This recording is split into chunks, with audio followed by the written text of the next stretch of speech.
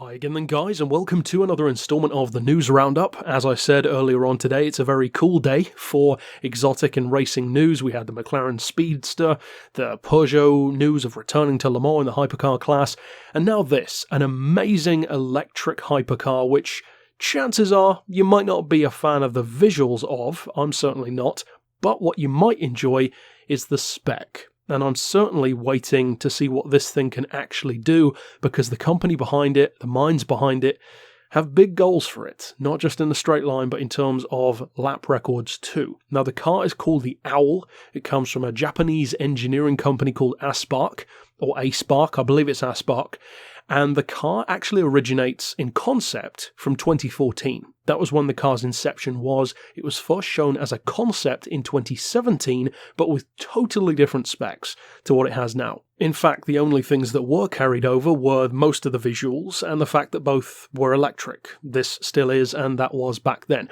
However, back then the weight was very impressive. 860 kilos for an electric car is remarkable, but it wasn't overly powerful. It had 430 horsepower, so smaller motors, smaller batteries no doubt, and their primary goal was to make it the fastest accelerating electric car. Not top speed, just acceleration. It could do a claimed around 170 flat out, but the 0 to 60 time was a much more impressive 1.9 seconds.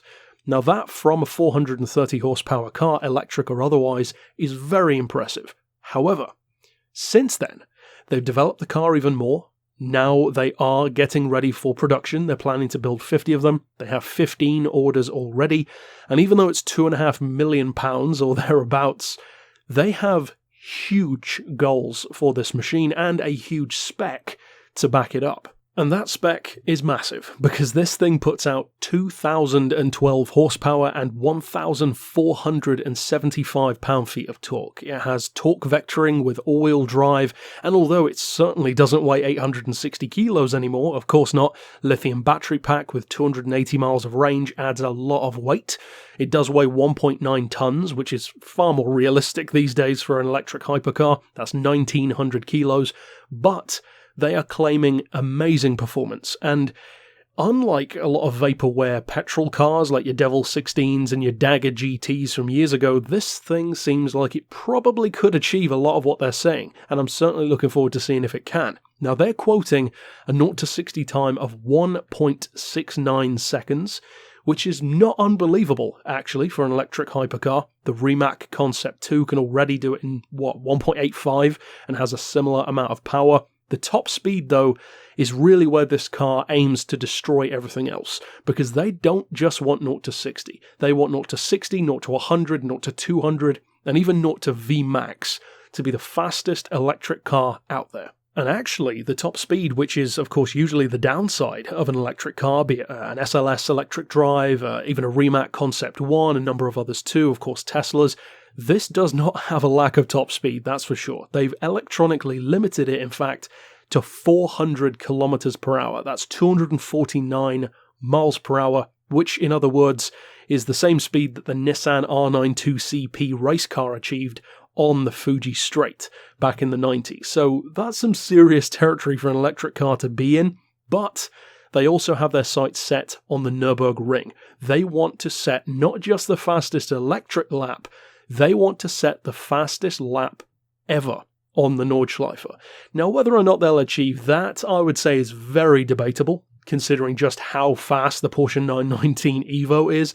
But at the same time, they could well become the second fastest, because if memory serves, I believe the Volkswagen IDR is the second quickest, and that car had some issues with battery range and top speed, which kind of hindered its lap. So with this kind of top speed, it certainly is a car that has that kind of potential. Overall, my thoughts on the Aspark Owl are, I certainly don't love the look, and I don't think that's ever going to change. It looks like a very 90s kind of supercar concept to me, and it reminds me of a couple of things kind of blended together.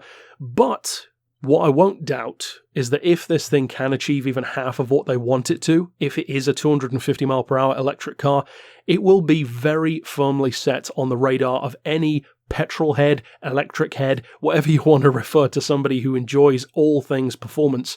and I'm looking forward to seeing what this thing can do. Now, the company behind it, Aspark, they also have future goals. He wants to build bigger cars, smaller cars, not SUVs, but other exotics, in other words, hypercars, sports cars, that kind of thing. But this is what they're starting with. So, of course, stick around. I will cover this again if there are any new developments. It's a very exciting car, for sure. And as I've said before, I would strongly recommend following either the Instagram or Twitter for this channel, because YouTube simply does not show you everything that I'm putting out in your feed. It's a broken system. But for now, as always, thanks for watching.